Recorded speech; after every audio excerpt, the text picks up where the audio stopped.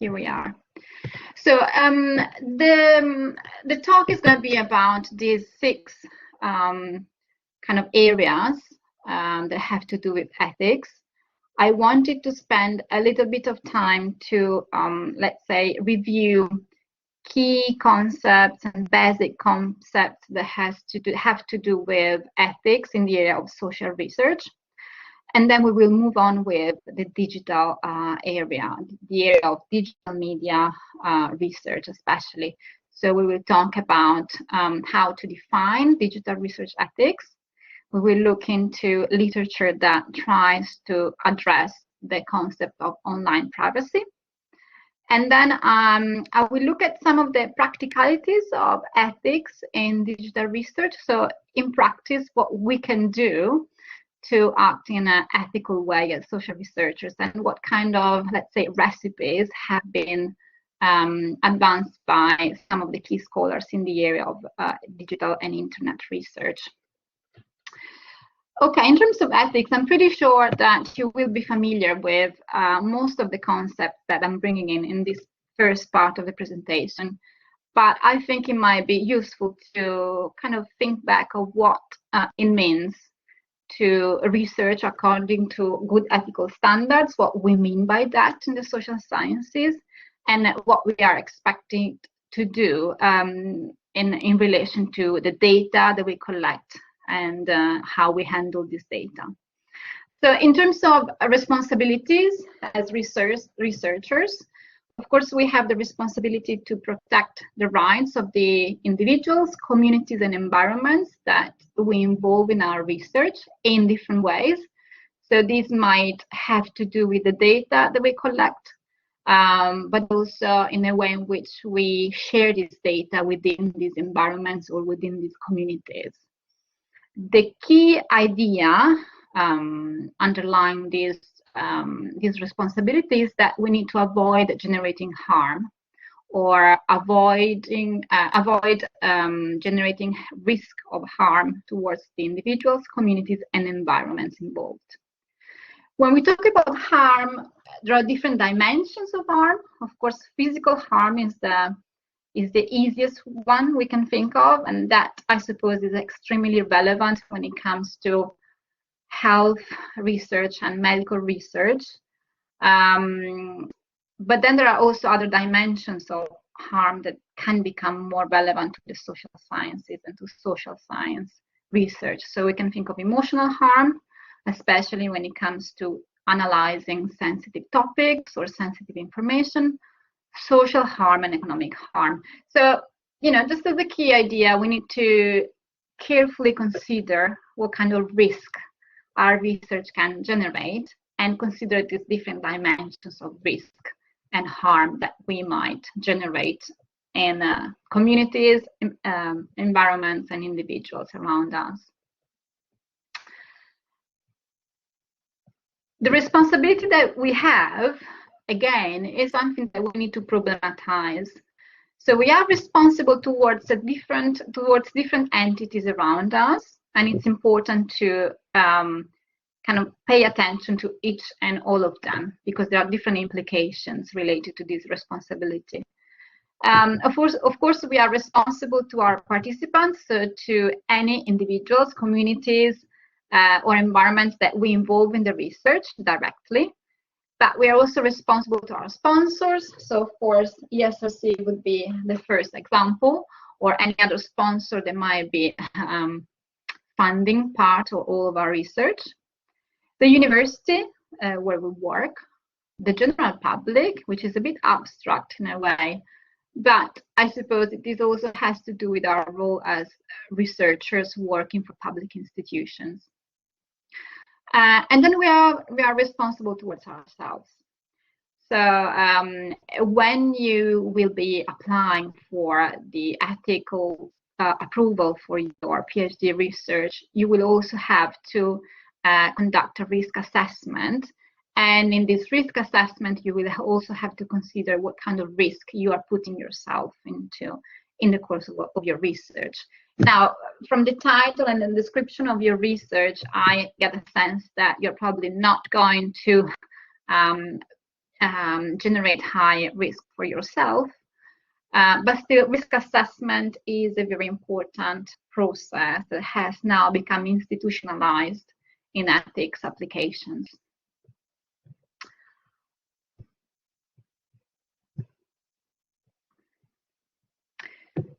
And this leads to the core idea of ethics assessment anyway. As I'm sure you know, especially after the Second World War, there has been an institutionalization of ethics in research.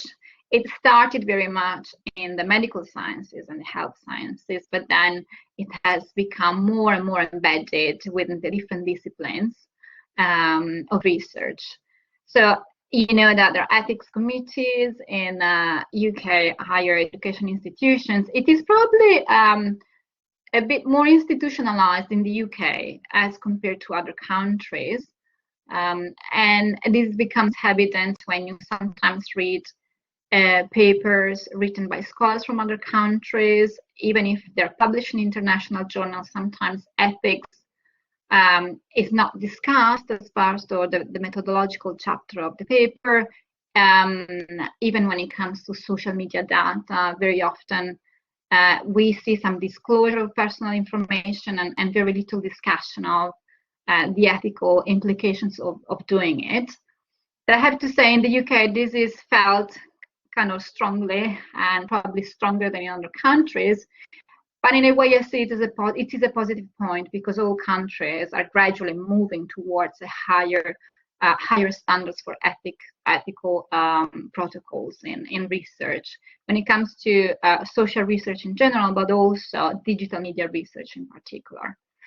So any piece of research is surveyed by institutions, whether it's research by students, undergraduate students, postgraduate students in taught degrees, and PhD students, so in research degrees. This all goes through some sort of assessment, ethics assessment in different ways, and you need to get ethical clearance. So I'm pretty sure you are aware of that, because you will have to go through the process yourself for your PhD. But it's important to know that it's something that is now very much institutionalized, and everybody has to go through it.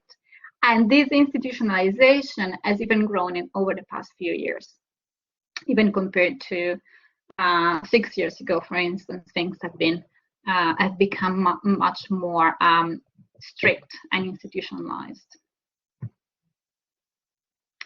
Now, as I said, I work at the University of Sheffield, so I'm very familiar with the kind of policies and documentation that are shared with students and members of staff at the University of Sheffield. But this is very similar to what happens in all institutions. So the documents linked on this slide are just an example of the policies that we need to follow. So let's just have a quick look at the key terminology that we need to use and to know when we talk about ethics in social science research. The first key label is that of human participants, because then we will see in a few slides that it might be slightly misleading, because with human participant we mean many different things. So human participant is a keyword come across very often when you talk about and read about ethics, but then the real meaning of human participant is a bit broader than what we could expect. Informed consent, of course, is a very important label and concept, and again we will see a bit more about it later. Right to withdraw from research, the confidentiality and anonymity, sensitive information, and vulnerable participants. These are all keywords that you will come across on your applications for ethics approval, and that you will need to discuss in your own application. So let us spend a little bit of time on each one of them. As I said, that of human participants is the first, probably most important keyword that we need to know. Because we have always been told that whenever your piece of research involves human participants, then you necessarily have to apply for ethical clearance with your own institution. Whatever board or committee is looking after ethics in your institution. But what do we mean by human participants? Well, the ESRC provides a very good definition, so I reported it here on this slide. So you can see that each bullet point there is one interpretation of human participants that we need to bear in mind. So we start from human beings, which is obviously the most accessible definition of human participants, but then we move on with human beings who have recently died. So we start talking about deceased individuals. And then we move on with embryos and fetuses, human tissue and bodily fluids. And these, of course, are very much relevant, again, to research that has to do with health and medical issues.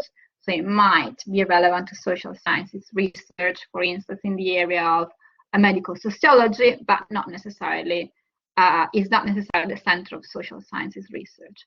Now, the last point is the one that I really wanted to highlight, and I really wanted to spend some time on, because it's the link that brings us towards digital research and the ethics of that. And it says human data and records, such as, but not restricted to, medical, genetic, financial, personnel, criminal or administrative records, and test results, including scholastic achievements. Now, again, this point was very important in relation to medical research. So we have medical and genetic information, so extremely timely and topical now anyway when it comes to genetics, but also any other personal data like financial, scholastic, educational background.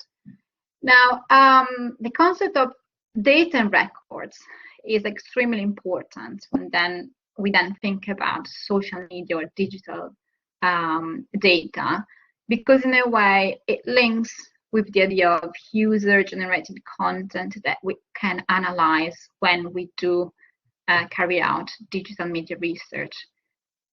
Social media information or anything that we post on social media platforms or in digital media spaces are human data, can be seen and interpreted as human data. And that's it. That's the key point that sometimes is missed or skimmed over when researchers take social media data as public data, and that's it. We need to go back to the original interpretation of human participants in terms of ethics and go back to this bullet point and see human data as representative of human participants. And that's where we need to problematize social media content and user-generated content. But we will get there in the following part of the presentation. I just wanted to highlight this element because it is very important. Informed consent. Of course, whenever we want to involve human participants in any form, in any of the previous interpretations of human participants, we are supposed to be getting informed consent to be able to use their data in our research. So collect the data, analyze the data, and publish any information that is related to this data. We say informed consent because these participants, human participants, must be informed about our project, about what we want to achieve, and about the core information about the project. Now, you might have come across information sheets used within pieces of research for interview participants or survey participants. The key element of the concept of informed consent is that the information that you provide about your project must be understandable for a lay public. So the information provided about the project to get informed consent must be accessible for the human participants that you are involving in your research. Of course, consent must be voluntary and obtained without coercion. Participants must be competent, so able to understand again, and free to choose. So these are kind of, I would say, almost obvious elements, But then case by case, it might become a bit difficult sometimes to meet all the requirements for informed consent, even in a traditional social science research context. So when you have vulnerable or respondents, sometimes it might be difficult to make sure that the information we are providing is understandable to them. And there are different examples that we might think of. Let's say, for instance, a piece of research conducted in a refugee camp where you have refugees speaking different languages with and from different ethnic communities, where you might have the need to translate the information that you're providing in different languages and for different levels of education. That's just one of the examples. So any of the elements that seem obvious, like human participants or informed consent, actually need quite a bit of thought, depending on the case study and the research that you're developing. The right to withdraw is, of course, the right for your participants to withdraw from the research. So even if they decide that they're happy to participate in your research, they might still change your mind. So you must be very clear when you write your information sheet and then the informed consent form that you let them know that they can withdraw and when they can withdraw from the research. Sometimes you might have already collected quite a lot of data and a participant might decide that they're no longer happy for you to use that data. So you need to be very clear in your informed consent form, explaining when they will still be able to withdraw from the research and what you're going to do with the data that you have already collected. So how you're going to discharge the data. Confidentiality and anonymity, of course, are other keywords in ethics. I guess they're slightly less problematic in their definition.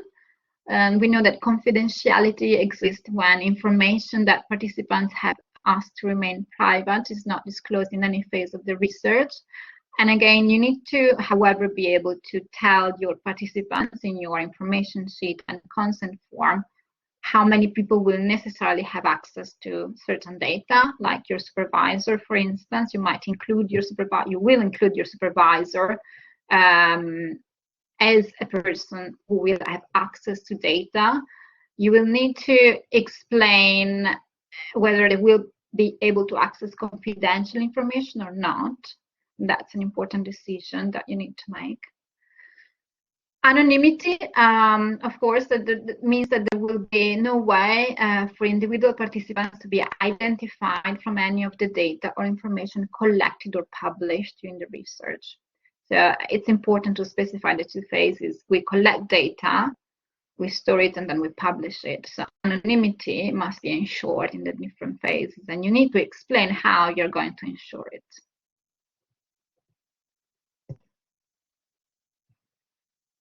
The last point is that of sensitive topics and vulnerable participants. Again, I wanted to use definitions from the ESRC so that we have a standard understanding of what we mean by sensitive topics. And this is the list provided by the ESRC. In general terms, we define sensitive topics as topics at high risk of causing harm to participants. And this is the list provided by the Wellcome Trust. So racial or ethnic origin of a person, political opinions, religious beliefs, the fact whether a person may belong to a trade union, health conditions, of course, sexual life, whether they have committed an offense or there is any record of an offense, and that's it. Okay. In terms of vulnerable participants, the ESRC does not really provide, let's say, a go-to definition for vulnerable participants, probably also because it depends very much on what topic you're investigating. So, for instance, if you're investigating sensitive topics, certain individuals might become more vulnerable than others. But standard vulnerable participants would be underage respondents, victims of abuse, and people with disabilities.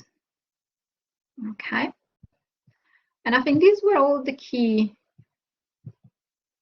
concepts that I wanted to, and terminology that I wanted to revise before and review before moving on to digital data and digital research. Because once we have an understanding of these key elements, we can try to see how they apply to the digital domain and how we can use our knowledge of these elements in a research project that has to do with digital platform and digital data. Okay, so I guess if you have already familiarized yourself with guidance on how to approach ethics in digital research, you will have seen that much of the discussion is around the idea of informed consent. So it all starts from our traditional understanding of how we involve human participants in our research in the social sciences. So we know that in social research involving human participants, in traditional social research involving human participants, like interviews, surveys, and ethnographic research to a certain extent, participants should be asked to sign a consent form. Okay, that's the basics. We also know, however, the social media data, so user-generated content and the metadata related to it, are produced by human participants. So they belong to our definition of human participants, as we saw looking at the SRC guidance.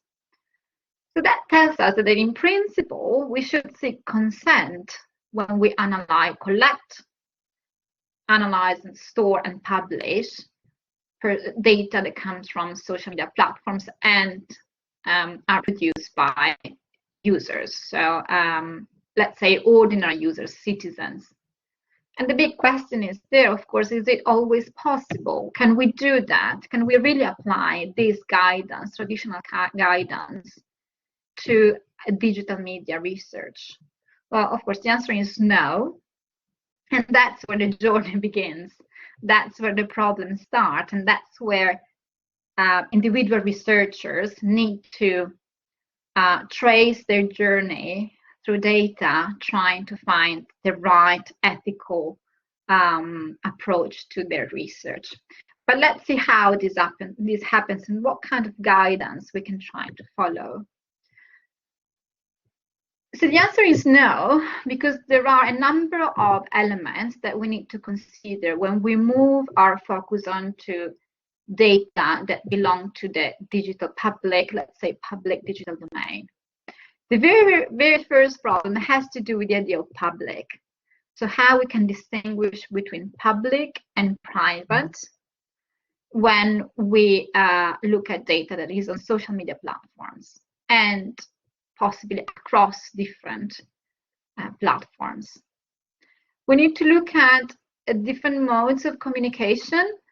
So on a single platform like Facebook, so if you're looking at Facebook, we already have different areas that are seen as public or private. So we have public groups and we have private groups. We have public pages. But then we also have individual homepages, individual accounts that might be set as totally public or partially public, public for certain people, totally open for certain people, and private from others.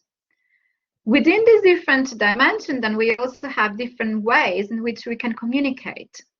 So a mode of communication might be posting a message. You might be leaving a comment to a status or a message that has already there. You might be engaging with content, so liking or using emojis or sharing. And this is just Facebook. For each platform, these cultures of communications might be different. So platform cultures are very different from one another. And the modes of communication within them might take different affordances. Visibility of participation is another element that we need to take into account. how visible a form of participation could be. Another essential element is that the durability of content. So for how long my content is going to be there, do I have control of it? And that's another huge black hole if you think of research looking at, for instance, accounts of deceased individuals. If you think of how difficult it is sometimes to close accounts for individuals who died, passed away, how long is that content going to be there? So this is another important element. And then we have sensitivity of topic and content and expectations of use and audience. So what users expect of their personal data being shared on the platform, how aware we are of what's happening with our data when we share it on a platform. Okay, so these are some of the key questions that we need to address when we start looking at data that are on digital platforms.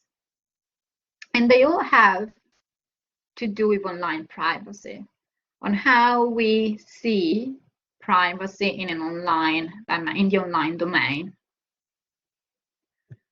So I wanted to introduce two key concepts here that might become useful for you, especially because you're looking at Facebook. So Facebook applies very, very well here as an example of problematics in relation to ethics. So the first concept, I'm sure you will have come across it probably because you have looked at work by Wellman. So networked privacy and all the work that has come in relation to network publics, Boyd and then following Boyd, many other scholars, Papakaristi and many others, in a way originated with Wellman's work on social networks, computer networks or social networks. And the idea of a network in relation to privacy is very important because it allows you to see how the information that is shared online is not really just related to the person who shares this information online. This person doesn't really have so much control of this data because what we do on these platforms is very much working in networks.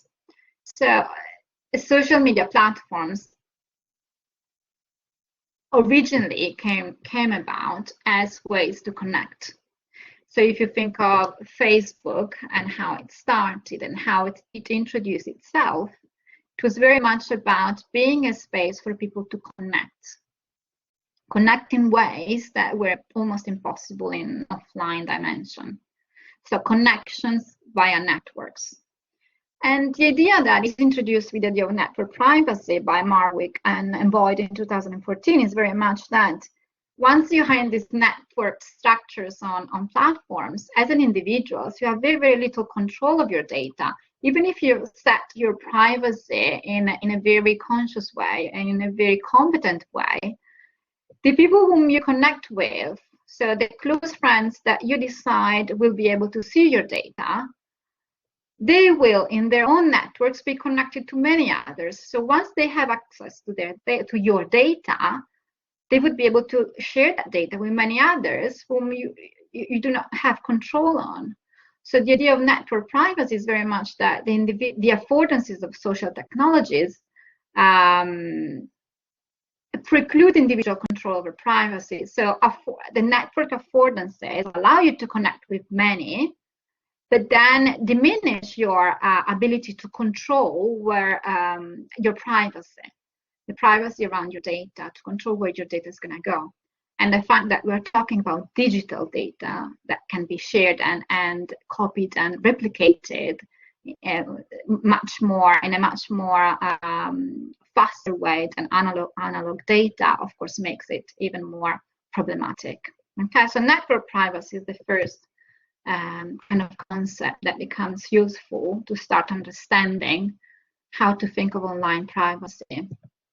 And the second one, which is slightly, I think it's slightly more advanced, to start thinking about how we should behave as researchers is that of contextual integrity. This was introduced by Helen Nissenbaum, in the year of legal, in the year of the legal treatment of data, though.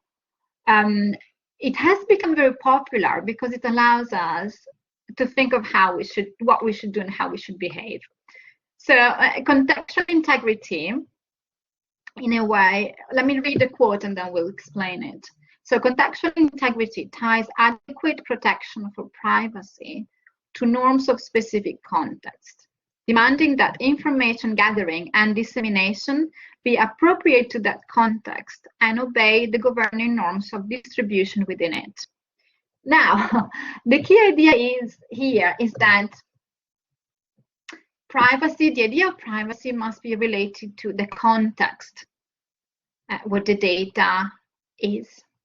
So in different contexts, we take our privacy in different ways. When we are in a context where with close friends, and let's forget about the online dimension, in general terms, when we are in a context where we are with friends or with family or very strong ties, you do not network, so you know what I mean when I say strong ties, we might be willing to share more of our personal data and personal information because we know that it's going to stay within a clique of people whom we trust. So there is an idea of trust as well. So the context allows us to share our data because we feel comfortable with that context. In a different context, during a lecture or in a lecture theater or in a different context where we are surrounded by people whom we don't know, we are not willing, or many of us will not be willing to share the same type of information with the people around us because the context is different. So Nissenbaum says we need to look at the context where we collect the data, and then we need to ask ourselves what the best way to treat the data is in relation to the context where that data was shared. Going back to your project on Facebook, for instance, of course, this in a way guides us to take public groups in a different ways as compared to private groups. And then again, if I am within a public group, there might be different types of public groups. Some of them are extremely big, like international, global, like international fun communities on Facebook. Others might be much smaller as a context, might be a local, for instance, Facebook group that is still public, is open, it has been left open, but still, you know, it seems to be a much more local context as compared to the other public Facebook group that we saw at the beginning, the international huge one. Yes, go ahead. So from being a member of these groups now, some of them are public and some of them are private, but in the discussion of context of private, these private groups where they still have over 1,000 members of people related to that geographical location, is that those people, you could argue, are aware that their data is being viewed by a large number of people, so then and people that they don't know. So that would, again, like privacy there is, and its context is blurred because it's a private group where they have signed up to be part of a group of 1,000 members, but they don't know all those members and are willing to share information with them. So in the ethics of that, where would you lie that? Where would you argue the case for that? Okay, so we're talking about kind of private groups that are, however, are very big. Is that the question? Yes. Yes. One of the first go-to points when you go to private groups would be to go through the gatekeepers, and I'm sure you might have heard of that. So you go through, first of all, you approach the moderators of the group, and you introduce yourself to them, saying what you would, what your research is about, and whether you could get access to the group as a researcher. And then what there are different ways you can look at studies that have already done it, and I think I can share some of that with you. I might have a few examples to share with you. At that point, the moderators could share information about you with the rest of the group and let the group know that you are joining and what you intend to do. Then, you know, if it's a very big one, it might be difficult to get consent from all of them. So there might be different ways to try and protect privacy or to approach the data. And we can see some of them later where you might decide to disclose information, personal information for members of the group who provided consent. And you would avoid disclosing any information about any others within the group. So consent is still there. But if it's a self-defined private group, I would always, in any case, address first the moderator of the groups, the administrators of the group, announce your presence, say what you're doing, and ask them if they would allow you in the group. And also they would, you know, write all the group members about what you're going to do. Then you will have probably different responses from the members of the group, and there might be some of them who would be very willing to also have their personal data, like some of the personal information they share, disclosed in the research. Others may not even reply, and others might say they don't. So you will need to take different approaches with the data that you're using from different members of the group. Okay? And we will see some of it later. I'm going to show you a few examples of what happens and what you could do. And exactly now, actually, we start talking about pragmatics. So how do we take these two concepts into account, especially the idea of contextual integrity? How can we try and follow guidance in terms of context and adapt our ethical protocol in relation to the context that we are looking at? We look at, well, in terms of Facebook as an example of platform, one of the key problems is that you could find potentially sensitive content even if you are in a public dimension. It's difficult sometimes to draw this public and private distinction, as you said. It's often thought about as a semi-public environment, and these are also kind of labels that you might use in building your argument about how to understand the context where you're running your research. There is a way to tailor privacy, but in terms of individual profiles, but I suppose you're not extremely interested in individual profiles because you're looking at the community. So it is slightly different when it comes to groups on Facebook. There is, however, often confusion about privacy settings on the platform. Research shows that users are often not completely sure about how to set different privacy restrictions onto their profiles or how it works anyway. And we need to take into account that often data coming from Facebook is used by third parties. And another element that is very important is that platforms in general, and Facebook is one of them, keep changing in terms of settings and what they allow users to do. They change in terms of design. So the timeline, which was very different in the past, but they also change in terms of how they allowed you to set your privacy entry in your privacy, the privacy around your data. So it is very difficult for users to follow these changes in a competent way. So the awareness is something, user awareness is something that as researchers we need to problematize a lot. So ask ourselves to what extent users might be aware of what happens on the platform and what they leave on the platform. With Twitter, there is an interesting point that I always like to stress on. if you go to the kind of privacy section on Twitter's terms and conditions, there is a long statement where Twitter basically defines itself as a public space, and they say this is public. So if you set your profile account as public, your post is public, you need to be aware that this content is immediately viewable and searchable, and we're not responsible for what others might be doing with that.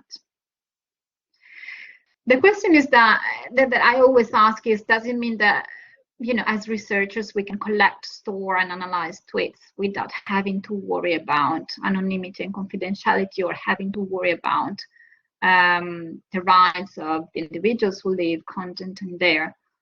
And the other question would be, do we want a company, a commercial company, to decide what's ethical or not for us, social science researchers? We want them to set the boundary between public and private on the basis of their commercial interests, in a way, and commercial targets. And of course, my answer is no, and it's not just mine. It's now growing as a form of guidance, not just within digital research. So if you look at the AOR, the Association of Internet Researchers' latest guidance in terms of social media ethics, you will see that this is stressed a lot. But even the ESRC, that is not typically focused on digital data, if you look at their guidance, they now have statements that are specifically meant to guide research that is looking at digital data. So for instance, in this passage here, they say the identity of individuals, so information provided in forums, social media, or spaces on the internet that are intentionally public would be considered in the public domain. But the public nature of any communication or information on the internet or through social media should all critically examined, which is, okay, just saying, be critical, and we know that.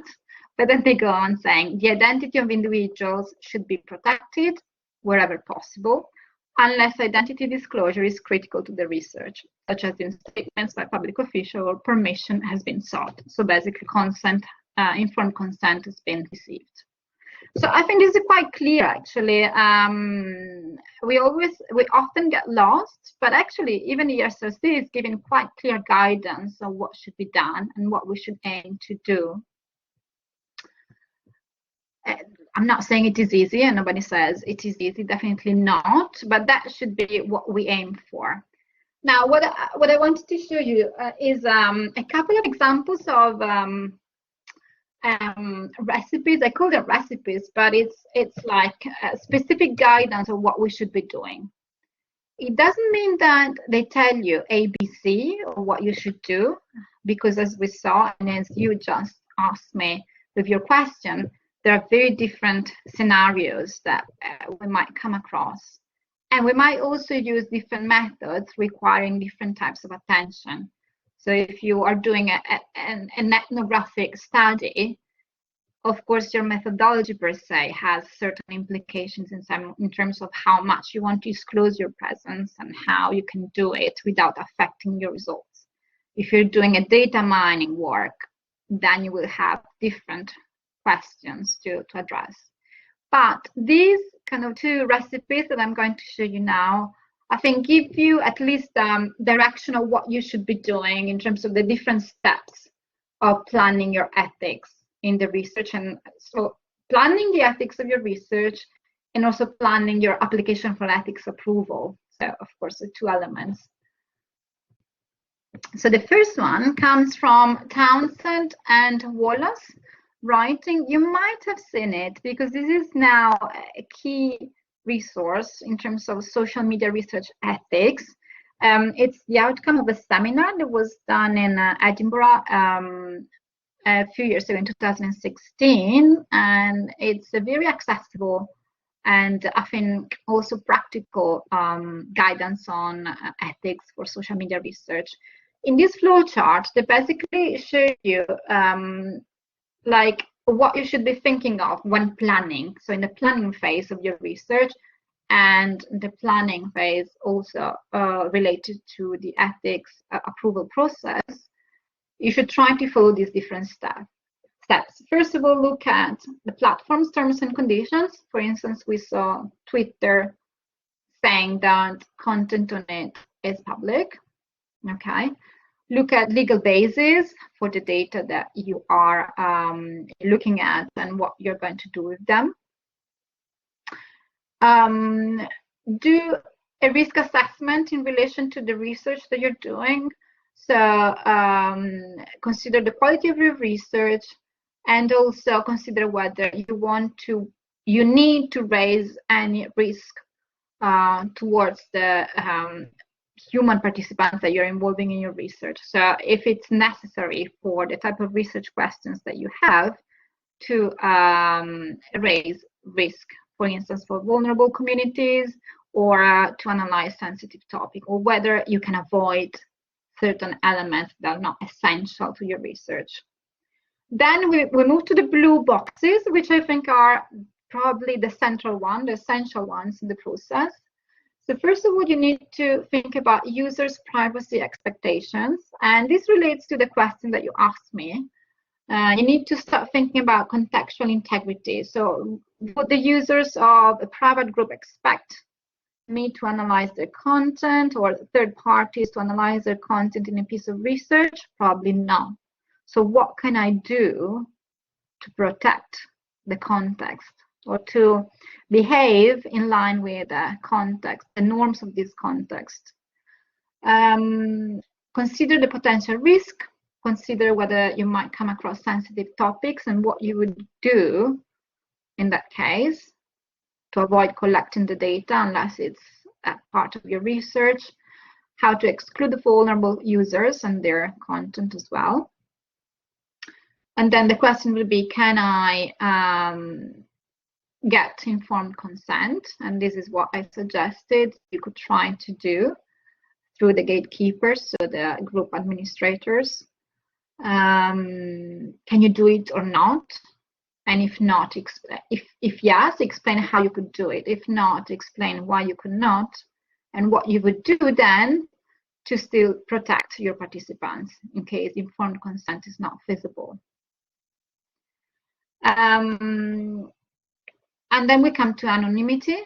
And so how you would ensure anonymity, and for whom you would ensure anonymity in your research, how you would protect the identities of any of the human participants in your research. So there are different ways. Anonymity is just one of the elements. When we use, another way would be to paraphrase quotes or quotation coming from social media content, and that's the standard that we use for tweets, for instance, when they are generated by users from whom we have not got informed consent. The idea is that we can paraphrase the content of their tweets rather than reporting the original tweets. In terms of visual content, how you're going to, in a way, doctor the images in a way not to disclose personal information of human participants who have not given consent for their images to be used. And the last element is about providing information about how data will be stored and shared, so in publications. This is from Towson and Wallace, and I think it's an interesting and useful first go-to to start planning what you're going to do and reflect on what you can do. The second recipe that I wanted to show you is from a paper by Williams, Vulnerab, and Luke Sloan, and it's about Twitter data. Okay, so this is less relevant to you probably, but it's still interesting to look at this flow chart, because again, it gives you a practical understanding of how you could act in a dimension, in a context where you have not got informed consent from the human participants involved in your research. For instance, when you have a big data study from Twitter. This is from Twitter. You have thousands, if not millions of tweets that you're going to analyze. What are you going to do with the personal data that is contained in that tweet? And this shows you how to treat differently different types of accounts, from public figure accounts, organizational accounts, and private or individual accounts. Again, these are recipes that do not necessarily apply in the same way to different projects, but I think that the key steps that they suggest are useful to reflect on how to try and meet the standards that we want to meet within digital research as well.